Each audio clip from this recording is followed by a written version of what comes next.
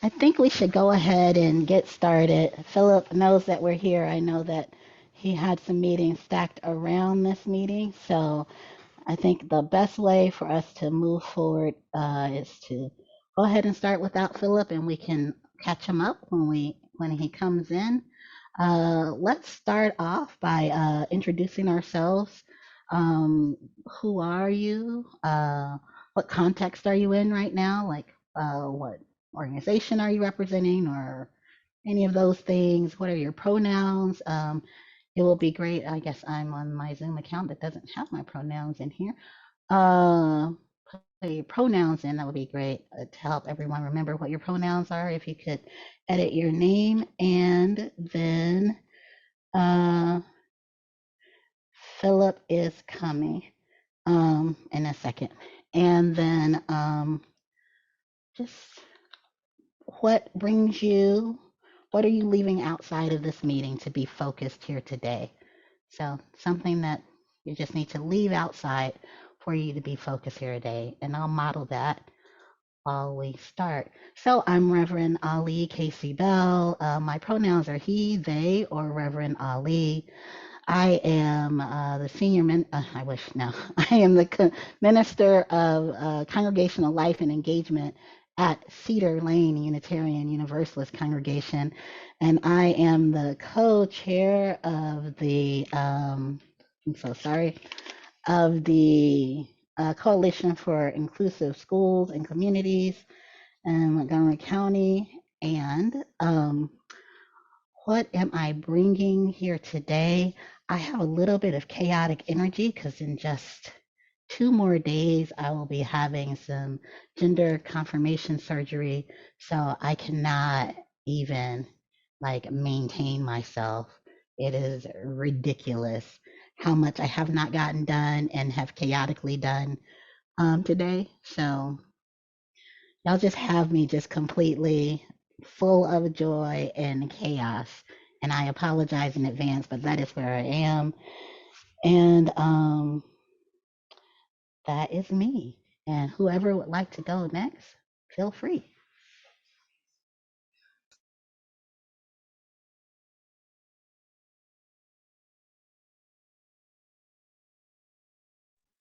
I guess I'll go, but so this is my first time attending. I don't know if this was open. I'm just the public. So I thought maybe I'm just observing, so I wasn't going to say anything. I wasn't sure what the rules of engagement are.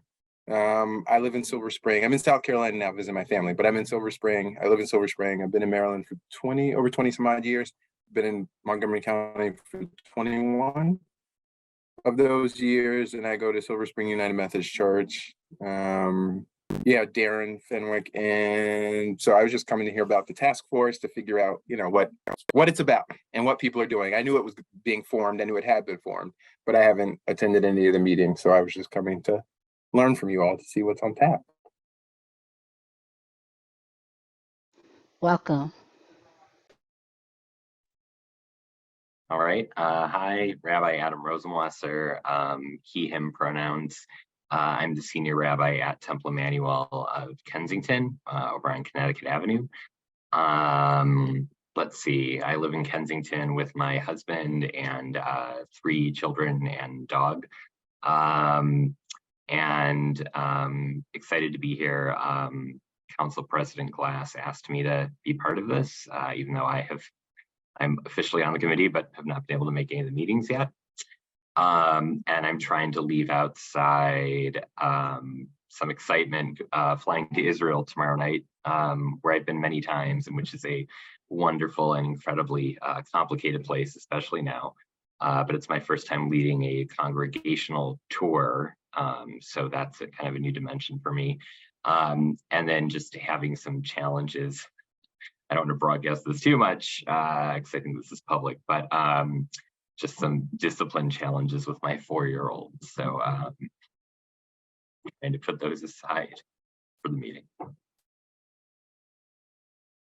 Philip just texted that he's about to jump into the Zoom. I feel you, Adam. I have a very spirited 16-year-old who started as a very spirited baby and has been spirited ever since. And one day will be a very spirited, independent man, and God is merciful. um, so, Selena, do you mind showing us the agenda? I know that there is an agenda here that you sent us the last time. It's kind of like a draft agenda or an agenda that is kind of like the way that we kind of process. We haven't really put one together yet. I think you sent one before. Yeah. Let's see.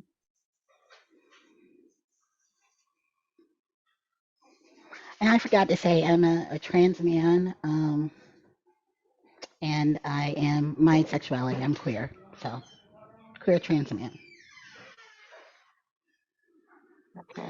And Adam, I didn't know you lived in Kensington. I also live in Kensington, so we should like. It's ridiculous that we haven't gotten together. Our churches are literally Adam's synagogue and my congregation are pretty much at the back doors of each other, like 2 streets away. And we both live in Kensington, which is this big, and we still have not gotten together. It's pretty pitiful.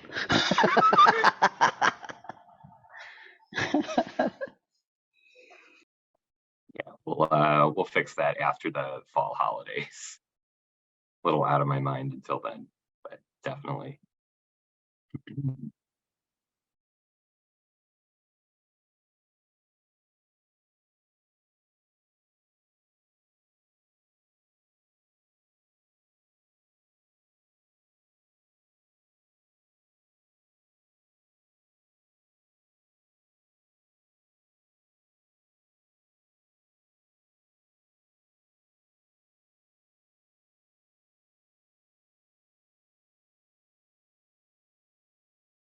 You're on mute. Thank you. If we can bring the screen back down so Philip can introduce himself, that would be awesome. Thank you so much, Selena. I appreciate it.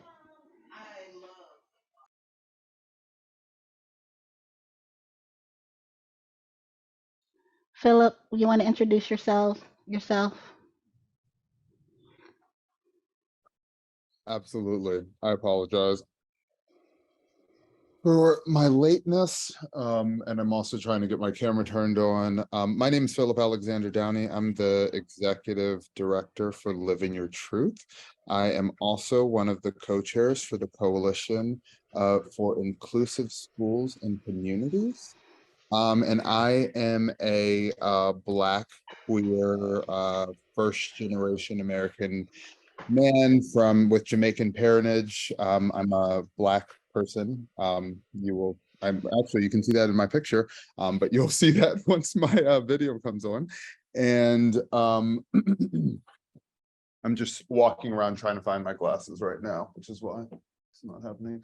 And yeah, I'm just happy to be here with all of you right now. And I apologize for being late. I am running around doing a million things because there is also a rally for the Coalition for Inclusive Schools tomorrow morning at 8 a.m., which is also sudden, where we have lots of different things that we're also responding to right now. And then a wedding on Saturday that I'm working to plan as well for longtime clients that were mine before I took on all of this work full time. So they are actually my last wedding clients, which is bittersweet and fun, but at the same time, I am so happy that it's going to be over because it is exhausting. So that's a little bit about me, and I'm so happy to be here with all of you. Oh my goodness. So we're gonna call the meeting to order. Philip and I are the co-chairs just because we happen to be at a meeting and it needed co-chairs. And anyone else who feels so called can always be the co-chair to the meeting. Um, I want to talk about, I know that there are two or three things that we need to do to make sure that we are doing the meeting the open meetings requirements. Is that true, Selena? There are documents that we need to, or documents, or obviously I have not done it. Things that we need to read or sign or watch. Do you know what I'm So talking about? Yeah, so watch the Open Meetings Act. There's a requirement for that. There's also the parliamentarian requirement. And there's a third thing that I'm not remembering myself, but there are 3 things that are in probably the last 2 emails that I sent everybody. And where are they again? I'm sorry, my email, my sound cut out. They're probably in the last 2 emails that I sent you all, but I can happily send them again. So if we could get some agreement about when we'll get those done if we haven't done them. I'm going to be very transparent and say, obviously, I haven't thought about them, let alone do them, except for when I got into this meeting was like, oh yeah, I was supposed to do a thing. And when is the deadline for that? It's 90 days after you were appointed. And I believe that's also in here. The other one is ethics training. So I believe it's like, is it June or something? So it's soon. Like, let's just say we need to do it. Has Yeah. anyone else done them already? Yes. So is it just me in this group, Selena? I don't think so. No, I haven't done them yet. All right. So if you haven't done them, let's make a commitment to get them done before the deadline, obviously, but within a timely manner so that we're meeting the requirements. Uh, so What's the deadline and what's the approximate amount of time? So it's 90 days, Selena said, from when we were appointed. And there's an email. I do remember this, like in the second email that we got, that first we got the email that said, welcome to this thing, blah, blah, blah. And then the second email, there's like highlighting in the top that says like, these are the important things that you need to know. And it's kind of highlighted somewhere in there of the important things that you need to know. And there's a date. And I believe the date is either the beginning of June or the middle of June, and it's 90 days from that date. So I believe, like, my brain keeps like little tickers of like, hey, you're about to screw up, and I believe we're in the about to screw up deadline window.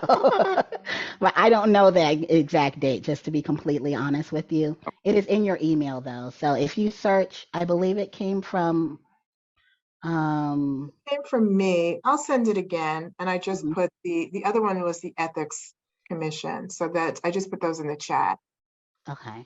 but I'll email them so that you'll all have them in front of you again. So I think that accountability to each other is really important, and when we make a a pact to each other to do things, for me it makes it much easier to get it done. Because when I just say to myself I'm going to do it, I'm like, oh, tomorrow, tomorrow. But when I say to other people I'm going to do it, I'm more likely to get it done.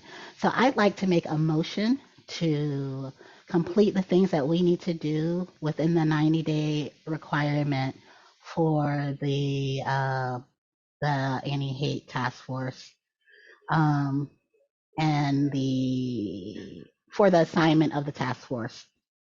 I'd like to make a motion to complete the required documents and for the Maryland Open Meetings training, the parliamentary procedures, the ethics training, and It's just those 3. for us to be within the guidelines that are needed for the anti-hate task force. Would anyone like to second that motion?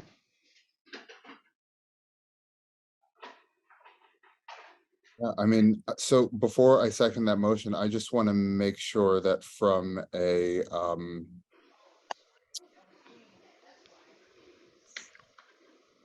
not a procedural standpoint, but from a logistics standpoint, that is absolutely possible, because you said if this was, I see the first email that I received was on May 25th.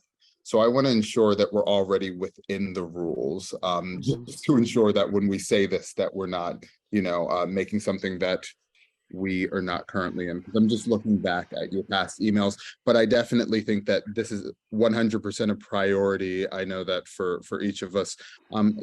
Darren, have you completed the rules already as well? Darren's not a part of the committee. Oh, Darren is a visitor. Ah, okay. Mhm. Of course, yes.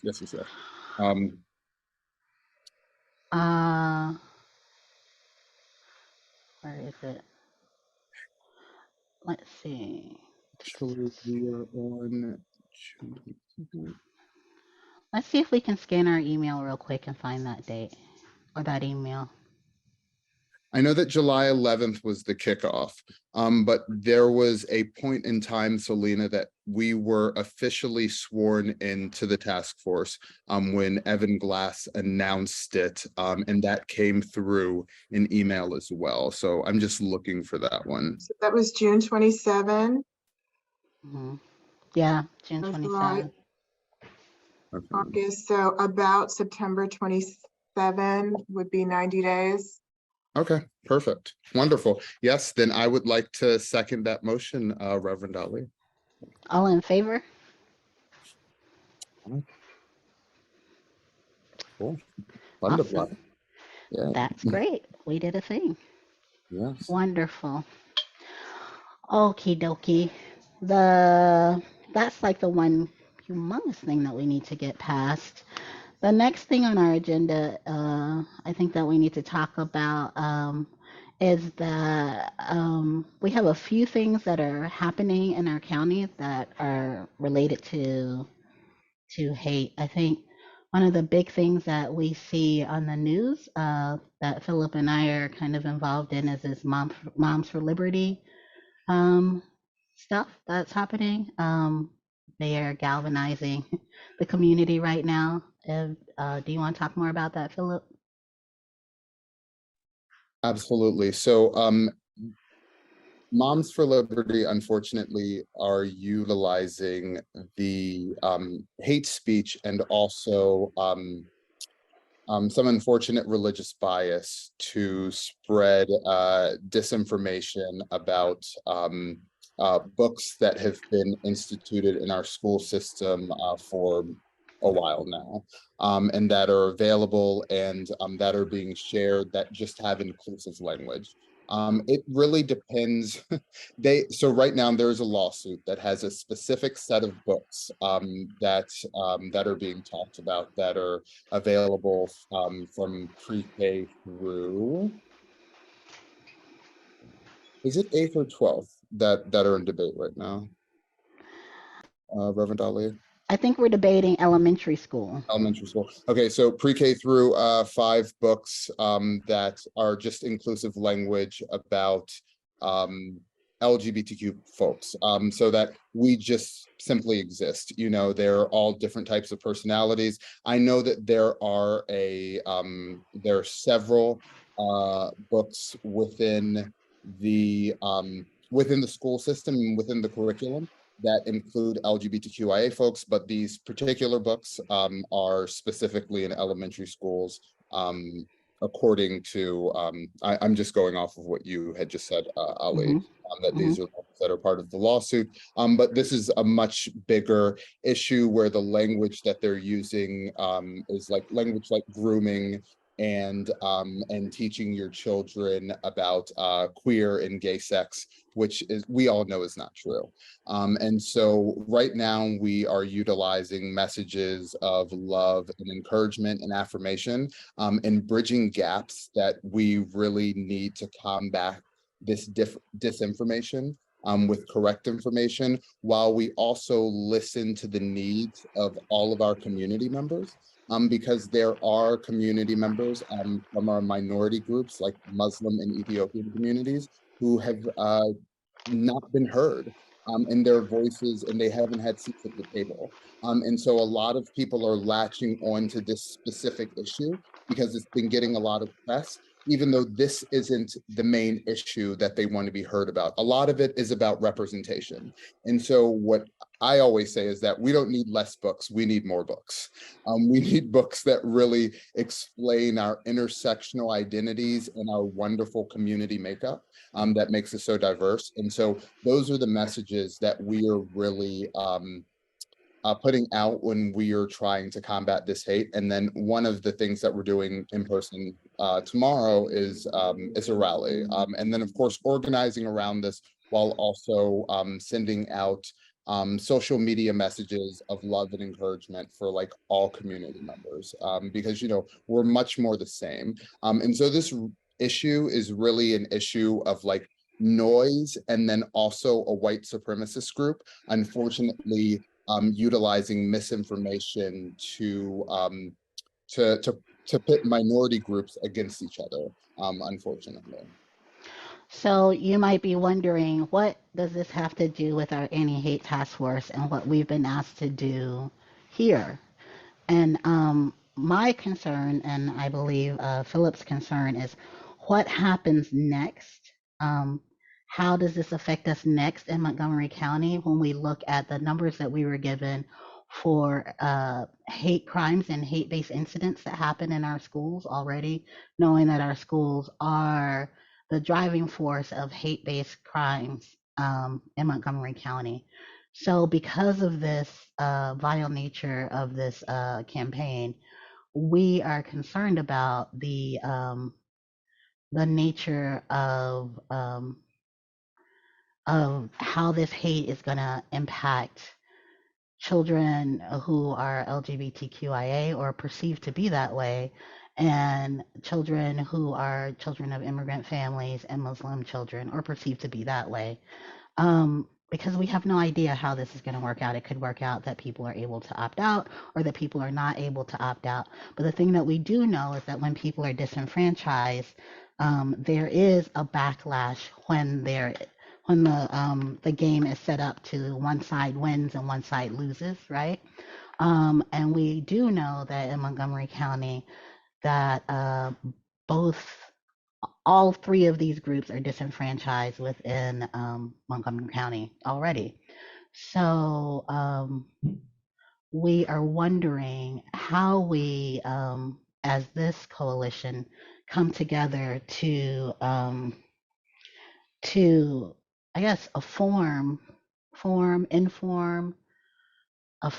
and maybe stand in that gap or send legislation or information into that gap so that in this next school year and going forward, LGBTQIA children and youth and all of the people surrounding them, because intersectionality is real, right?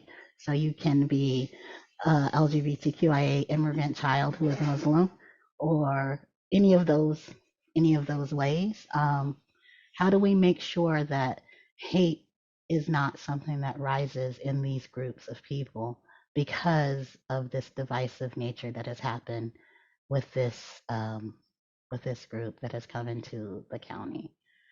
So I think that is the pressing question for me. And then the other question I have is, how are we as a group of people who are intersectional, right?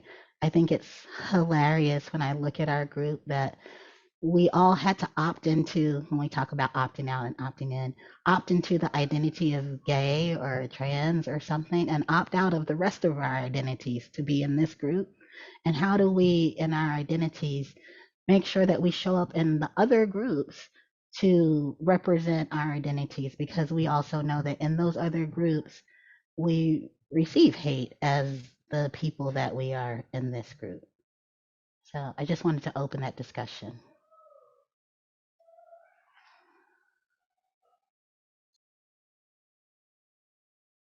Adam, did you want to go, or you know, I wanted to always make, okay, I always want to give people space, and I completely agree with you, Reverend Ali.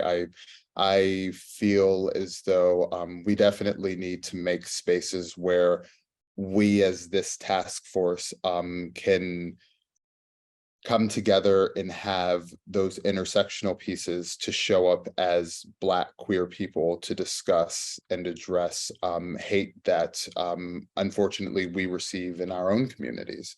And within that, we know that there are lots of intersectional identities. And so I'm always fearful when those identities can't be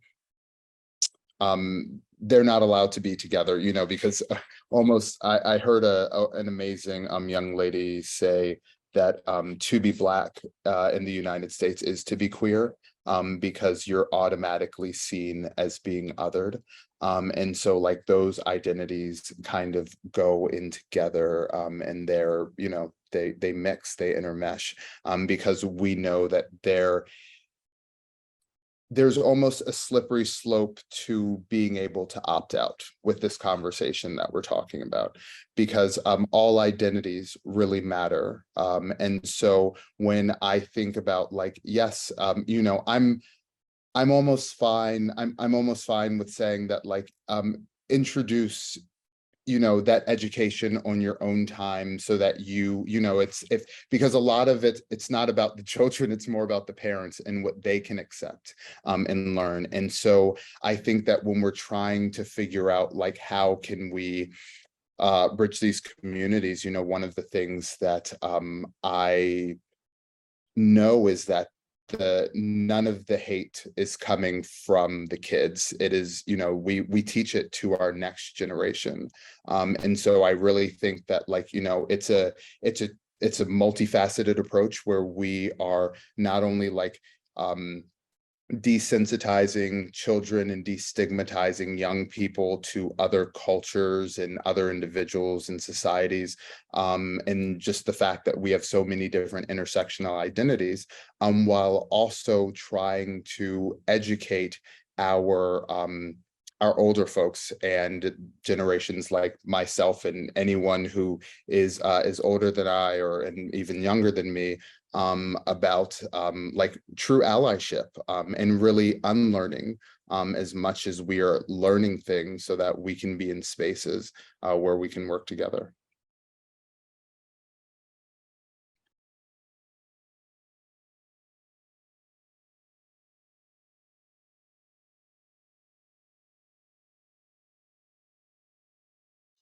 So Philip and I talk a lot, and we will talk on and on. I would love to hear somebody else's thoughts.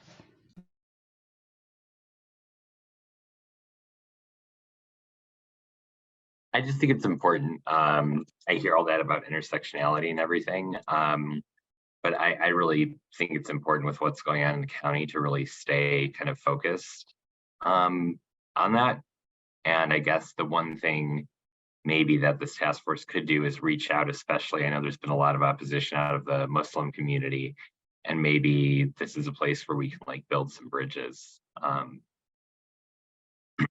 would be my suggestion. I think the Jewish community is pretty, except for the extremists, you know, ultra-Orthodox back in early reach anyway. You know, I think the Jews are pretty generally supportive of MCPS's policy. My feeling. I agree. And Adam, have you had experiences and conversations with you know, folks in the Muslim community, or you know, faith leaders, about these conversations, like, you know, about this subject matter that we are dealing with right now, and the opt-out position? No, and I think it's time that we do.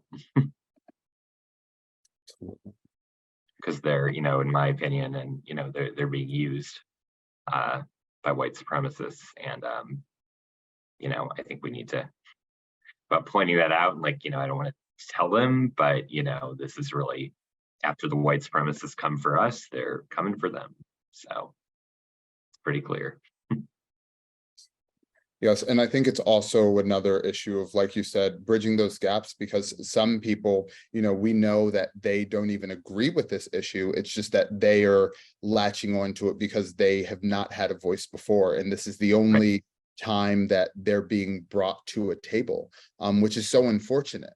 because that's a big issue. That is a massive issue. And so it's like the issue of overall representation. And, there is Delegate Gabe Acevero is working on a bill right now that talks about like, it's really about full inclusion and representation of the multifaceted communities that make up Maryland. And so, he's on the education committee. And I know that there is, I believe that's led by Eric Ebersol, Delegate Ebersol as well. And so it's like, is that, while we're bridging these gaps, it's like creating real measures and bringing people to the table that can affect change in the way that they need to see it as well as we do.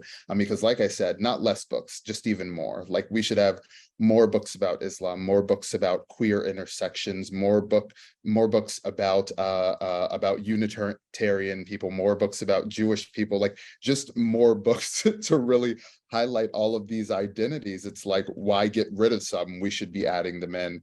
And so I think that, within the bill, and Gabe was also talking about cultural competency when you're teaching this subject matter, because we also realize that even when you introduce it into schools, that there are teachers who are bigots and who may be xenophobic and homophobic, and they are also given the instructional development to teach these. So how are these books being translated from them to our young people if this is the book that they're getting, And so I want to ensure that there is across the board that we're seeing like it's being handled appropriately in every single way. Darren, I think you've made an excellent point in the chat. The reason that we are here in part is because I guess I'll read Darren's point out in the chat, unless you want to, Darren. Do you want to do that or? Oh, okay, sure. I was just saying an observation I've noticed in Bethesda Beat that in photos of those against the opt-out, the people are largely white. And photos of those opposed have more people of color. And so I was just saying that I think Philip's point of hearing communities of color in the conversation is an important one, as is Reverend Bell's, to the point that there are brown people in the pro opt-out camp that need to be heard and seen. And as a Black gay man, the first thing people see of me is my color. They don't see my sexuality usually. And so I've been in spaces, in gay spaces at HRC. I remember working there and going to events. White people are on one side, Black people are on one side. These are gay people, and everybody's different sides of the room. So it's not the thing that people see first. I just think it's really, really important, to the point that Philip and Reverend Bell that you all made. Yeah, I think that so Philip has more context on this. A part of the reason that we are here is part of what are you speaking to, that we came to the Coalition for Inclusive Schools. I think also I want to get away from framing this as the people that want to opt out are Muslim and Ethiopian, and the people that don't are gay and lesbian, because Christian nationalism is a thing, and that thing is what is driving this opt out situation, right? And so it's important that people of the Abrahamic faith realize, so the Christians, Jews, and Muslims, the Christian nationalism is important and is driving this conversation. So I said earlier in an email, like basically Moms for Liberty, they're pushing brown people in front and then hiding their hands because they've been characterized as white supremacists. So they're like, it's not us. We're just helping the nice brown people have a say. But really, like, you know, it's you can be racist in many ways. So this is not about, it's not just a Muslim issue or a Christian issue. This is an issue about people who want to opt out of other people's identities, and and the reason that we are seeing that divide is on purpose. There are levels. There are hateful levels to the reason we're seeing that divide.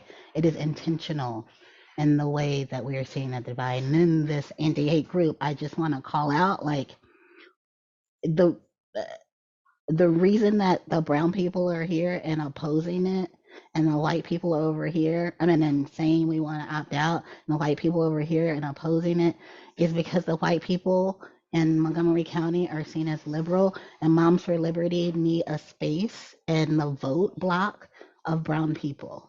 So this is what's happening, right? Because they already have, you know, the voting block of white religious people who are religious in the way that I wouldn't necessarily believe is good theology.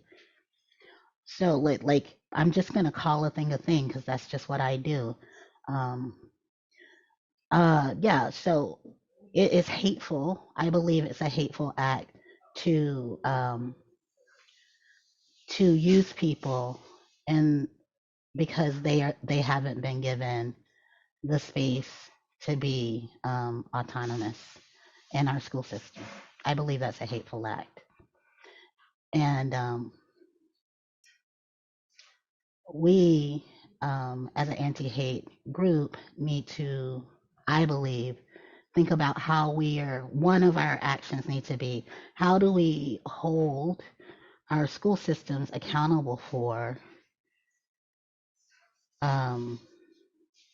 the ways that they disenfranchise some children and their families. And our section is how they disenfranchise LGBTQIA children, but remembering that sexuality is one part of who people are, and some of our children are the children that are on the side of the faces that we see as people who are saying they want to opt out.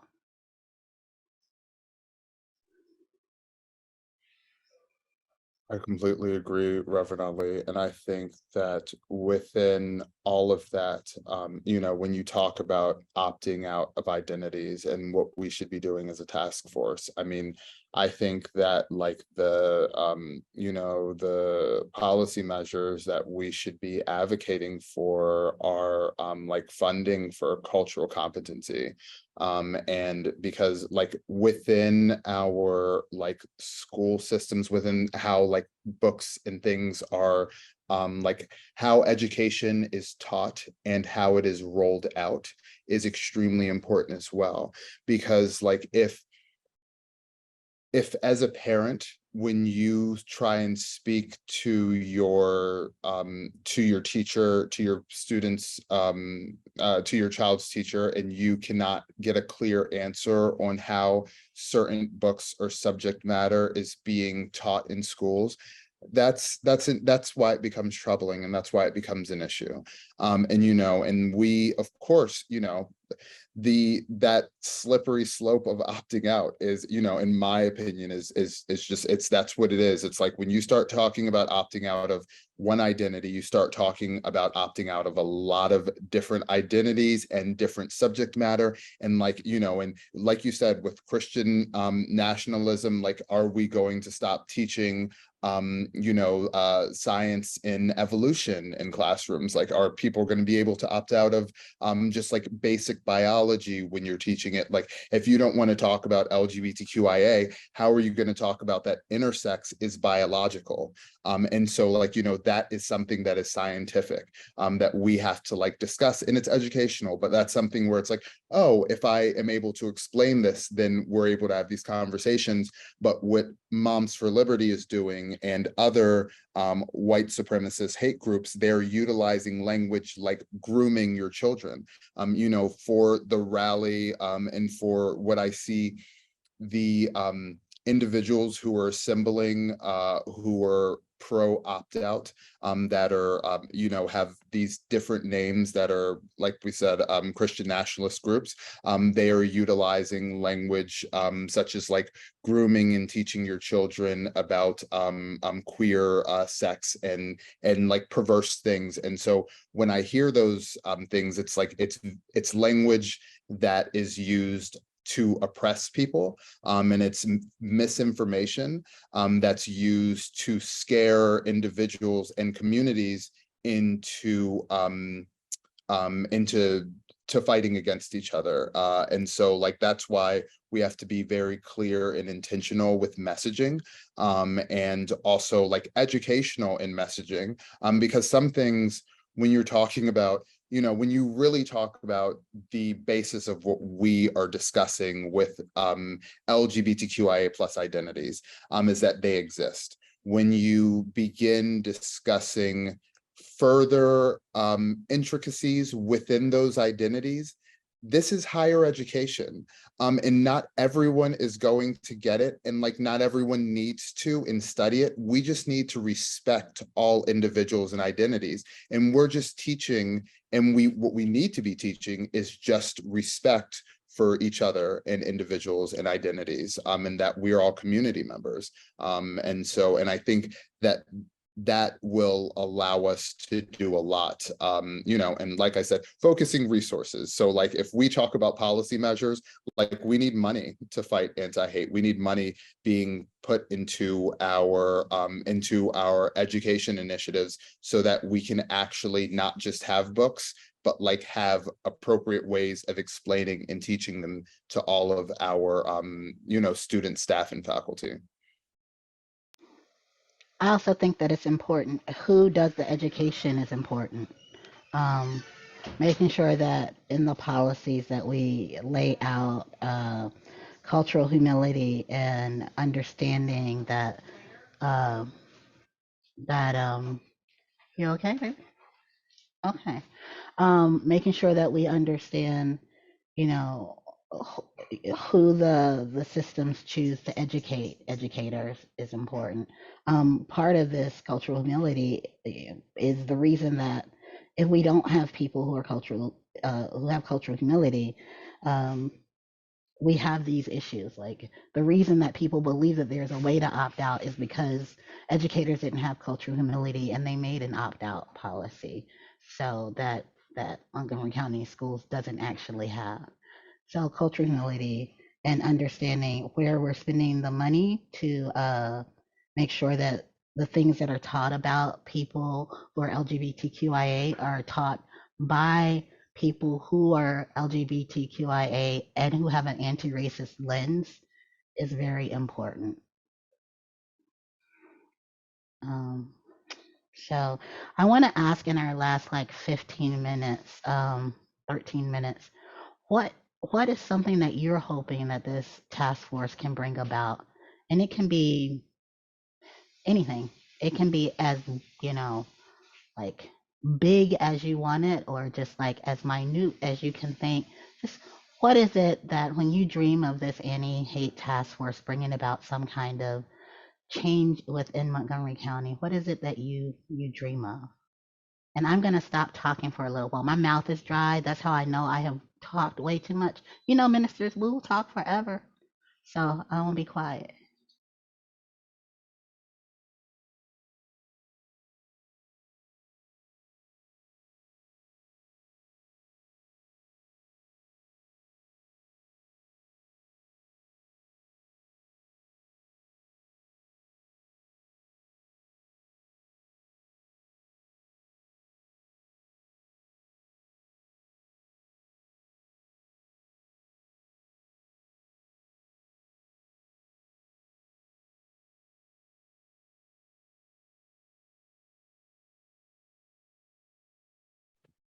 I guess I'll share. I hope this task force can, one, you know, build some bridges, and two, kind of help us, you know, stay united and fight, you know, anti-LGBTQ discrimination, hate wherever we see it, whether that's, you know, in laws and microaggressions, you know, drag queen story hour protests, just bringing more awareness that, like, even though overall Maryland is pretty blue and Montgomery County is pretty blue, there's still issues. And I guess the other thing I'll share is just really like not letting queer LGBTQ people be like thrown under the bus. And, you know, I think that means also looking at how we, how the county plays with others. Are we sending folks to Florida, for example? I don't think we should. I don't think we should be spending a cent in Florida or any, you know, these anti-trans states.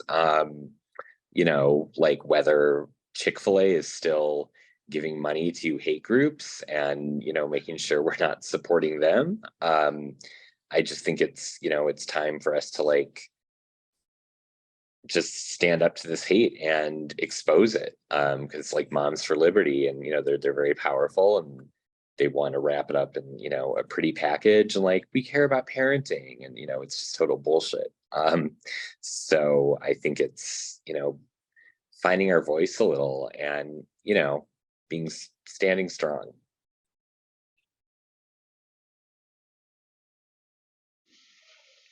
Love that.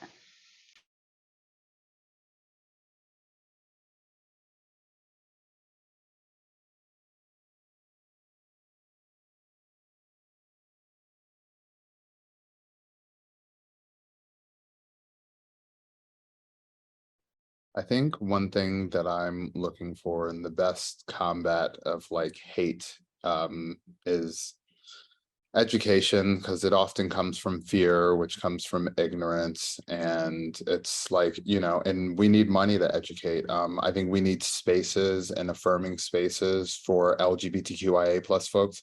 Montgomery County is the most populous county in all of Maryland and does not have a physical LGBTQ center. And they also do not give any government resources except for like a small amount from Health and Human Services to direct LGBTQIA services. And so I think that when we're talking about positions where like folks are like, oh, I don't know like what to do, you know, an appropriate like response would be that that areas, you know, center to be sending out like, or have already sent out and be proactive in sending out spaces and campaigns and messages of like, you know, of that we're people, we are all humans, we're all in this together. And that we have like identities and we belong. We absolutely belong just as much as you belong. And so like, I think that when we direct resources to spaces and to organizations that support LGBTQIA folks in education and messaging, and especially with those intersectional underserved communities, because what we really need to do is start in our communities that are the most underserved and the most disenfranchised, because I can tell you that in Black spaces, we need to be having these conversations. When the HIV and AIDS rate is 1 in 2 for Black queer men in the DMV, that means that we are not having these conversations about destigmatizing queerness in Black spaces and in Black communities. And so there really needs to be directed resources that ensure that we are taking care of like all of our community members, and the vulnerable and the ones who are even think they got it all together, but they still need representation, because we all need help. Doesn't matter who you are, we all need help, community, and love. And so that's what we need, and that costs money and resources. Darren, you were totally part of the conversation when I was asking that question. I just wanted to invite you in if you wanted to say something. Oh, thanks. I was actually typing. So I was typing a response, but just the short. So I agree with Adam's point about building bridges. What I will say is to ground that a bit. I think part of this is putting ourselves in places that are uncomfortable. Look, I mean, as Black people, we can't change our skin color. So white people, potentially some can hide their sexuality, other people can hide parts of themselves, but we can't do that. So we're always in places and spaces. And as somebody from the South, so I get, you know, making sure that you direct your money where you would like it to go, that you support those people who support you. But I think it was Gay Days at Disney, if you remember, in Florida, they were saying, please come. They, being the LGBTQIA plus community, was saying, please come, because they need the support. The reality is Black gay people in a lot of places, just using Black gay people as an example, but non-Black gay people in a lot of places in the South, because I'm from the South and have family all over the South, they can't just up and move. They can't leave. It's not feasible or realistic. So I think that means sometimes going into the mission fields and being uncomfortable. And I'm not saying we need to go there, but other parts of Maryland and other places.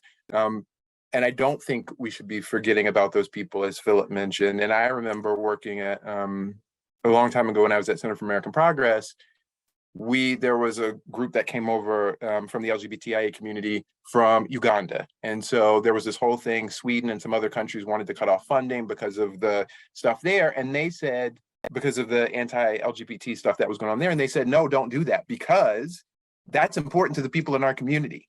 They need this. You want to help us? Don't do that. And so I do think that, and it's not for everybody, I get it.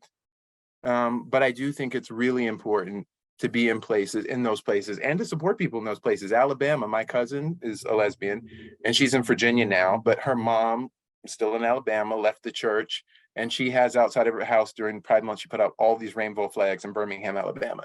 I mean, that's the kind of thing I think is important, because I think that's the only way you end up building bridges. Otherwise, we have a segregated society with people in the North, quote unquote, or people in blue areas and people in red areas. And then to what end? We get so separate and then we tear ourselves apart. So just as a Southerner, I mean, even though I live in Maryland, have been over 20 years, I still consider myself a Southerner, that don't forget about, other places that are maybe not your traditional comfort zone. So rural Maryland or wherever it is, if it's Wimco County, if it's Hagerstown, if it's Cumberland, I know they wanted to secede at one point to go to West Virginia. But anyway, the point is there's still people in those areas, and they're just, ideally there would be jobs everywhere everybody wanted them, but they're not. I mean, that's just not the reality. So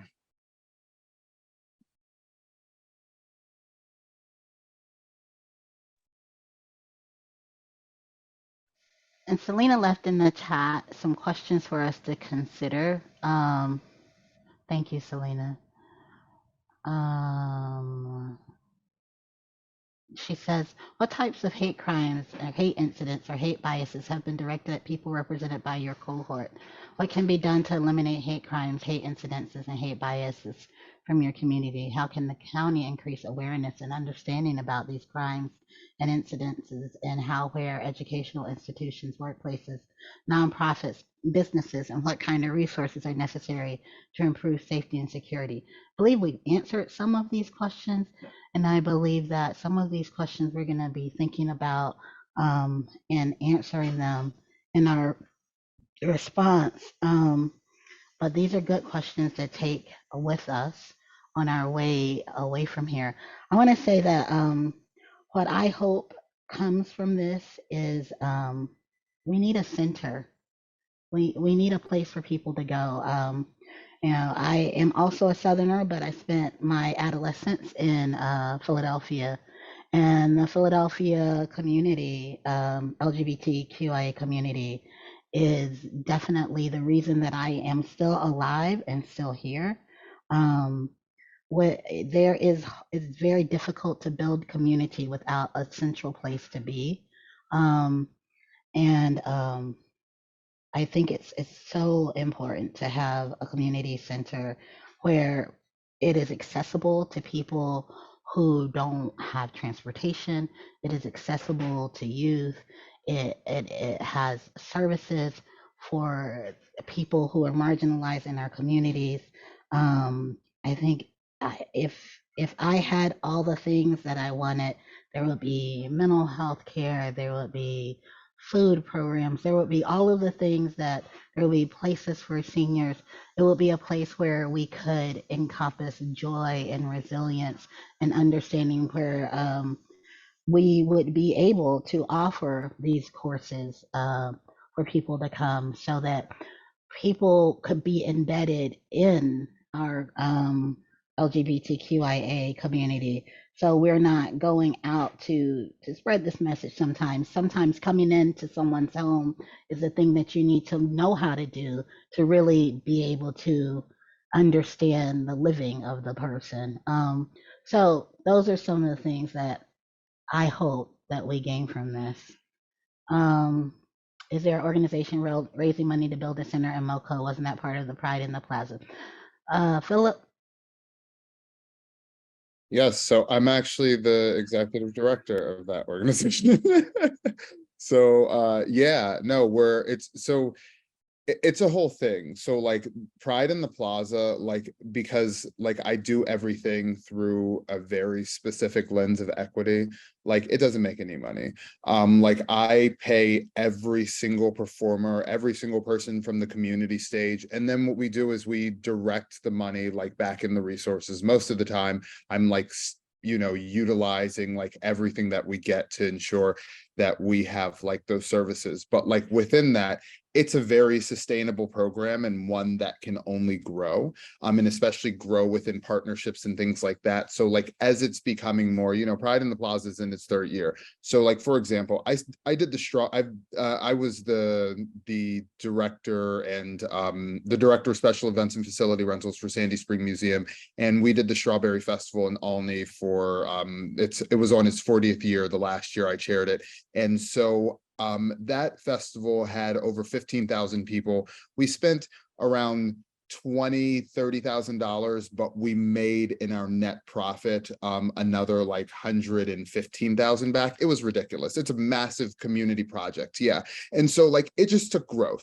When I first got to the museum, it was only a couple of years, and then we just like, and we skyrocketed. But that's all it is. It's like organizing a large community and groups of people. Like you all are all here now when we're doing this work, and we're building up more resources. We have the coalition going, and so it's happening. So it's definitely happening, and we're opening spaces. So like we do pop-up spaces. So like the MoCo Pride Center is going to be doing like a monthly like co-working space for LGBTQIA plus people. We partnered with VisArts last year to do like a monthly program where it was just free and open to the public for all queer people. That was just like fun, different monthly things that people could come to. So we have those pop-up things. Like I'm partnering with the Gaithersburg Library, but now what we really need is sustainable income from Montgomery County, because like that's the way that these things like really happen. Like the community can give support, but for like an actual center, we need lots of money, and they're going to give it to us because Montgomery County is wonderful and Maryland's going to help. And that's It what is. we could make So, a great strides in. So I know we're over time now. yeah, Philip, if you could set the next meeting time. As I said, I have 6 weeks of recovery coming up. I know Adam is about to go to Israel. So we need to set another meeting time for the next time. And I will try my best. I don't know what'll happen. And if you all know how to get in touch with Vanessa, that would be great. I've struck out so far, but I would really love to have her participate. Or yeah. Absolutely. So yeah, I will send one via email, but it might just be Darren and I. If actually no, because I'm going to be okay. Actually, we can just talk about a date real quick. You're going to be out for 6 weeks, so that's over a month. Yeah, Adam, but I think that if it's after, I hear the first 2 weeks are the worst. So I'm Mhm. thinking like week 3, I'll be more likely to maybe like be on a call, but not like on Zoom. Yeah, You I know, mean, I think our next, like, we could do it like a month from now if people are available, but I also think I might be on vacation that month. Adam, when are okay. you in Israel, and then when are you coming back?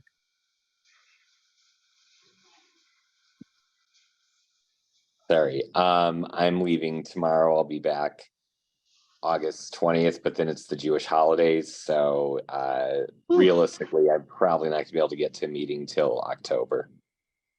Oh, okay. So I mean, I could try, but it's high season. I definitely understand. So let's see. May I just say something? Your report to the group is November 9th. Ooh. Yes. Hmm. Mm-hmm. So it may make more sense to work asynchronously. Mm-hmm. Um, And then we can have and then, like public updates. hmm November 9th, is that a Thursday?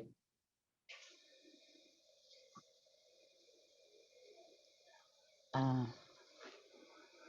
calendar. Yes, it is.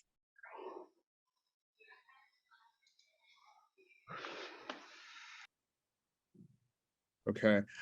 Selena, are there report guidelines, and how we present it, and all of that fun stuff?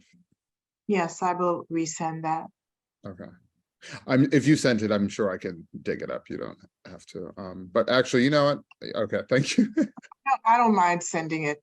Don't worry about trying to find it. Okay, thank you so much. That's wonderful. So yeah, I think that within that, we should all look at the report guidelines. I'll send out a correspondence. I think that you're right, Reverend Ali, that we will have to work, like, alone, but then do public reports. So I think that what we should do is schedule our next meeting for, if this is even possible, I would say like 1 month from today. Gosh, so many things. The 8th, yeah, I will also be, that is when I'm out of town. That's hilarious. So that's the 5th. So you said 6 weeks of recovery. How about would potentially before Rosh Hashanah work, like the 12th of September, which is a Tuesday?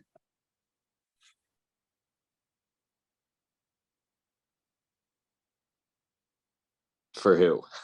For you, Adam. Sorry. I can't commit to anything. You know, you could set a meeting, but I'm just gonna have to see where things are. I mean, I'm probably not, honestly. I definitely understand it. Definitely understand that. So But, you know, feel free to meet without me, or whatever. we'll definitely like send you updates and things like that. So That's fine. Ali, would the 12th be feasible for you? Okay, the 12th at let me just make sure. No, 4:00 p.m. This is yes, so the 12th at 4:00 p.m. Let me just check something really quickly. Actually, yeah, because I actually think that I'm out of town at this time. Gosh, dang it.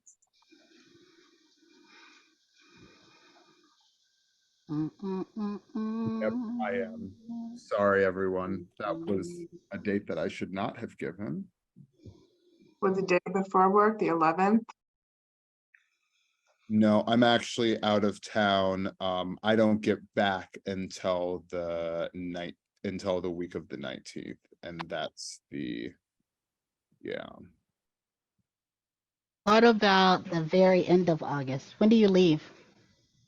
Oh, I leave the Friday the 1st. Okay. Yep. How about should have my surgery on the 10th. How you feeling about 10, 1, 2, like the 29th? Of August. Mm-hmm. Or Calendar. the 30th? I have nothing planned, so Yeah, I my think schedule's wide those open. potentially work for me. Let me just check my other calendar because okay. Or the 30th. Oh, okay. Yeah, that the 29th would be great. All right, let's do the 29th. I could do the 29th, but I can also do the week before on the 22nd. So I can't promise the 22nd because that's kind of right in that 2-week period, but I definitely can do the 29th. okay, then let's do it. The 29th. I could do, seeing where things are, I could probably do the 29th, but I have a meeting at 4:30. Could we do it at 3 or 3:30? Yes, that Yeah, would be. we could totally do that. I love earlier Okay. meetings. That's Me so much too. better. Okay. Yay.